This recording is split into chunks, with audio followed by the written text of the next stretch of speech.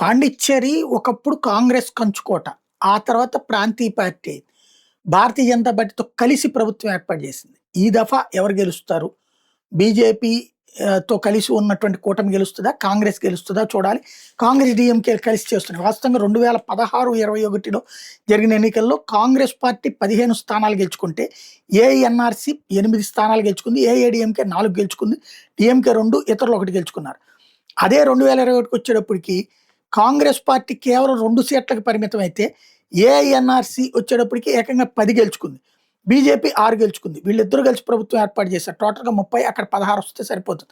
వీళ్ళిద్దరూ కలిసి ప్రభుత్వం ఏర్పాటు చేశారు. డీఎంకేకి 6, కాంగ్రెస్ 2, ఇతరులు 6. వీళ్ళు ముగ్గురు కలిసి ట్రై చేశారు. 6, 6, 12 + 2 14 అయింది. 10 + 6 16 అయ్యేటప్పటికి అక్కడ జరిగింది.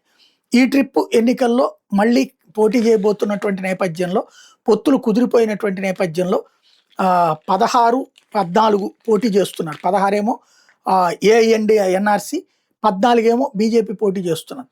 ఎవరు గెలుస్తారన్నది చూడాల్సి ఉంది.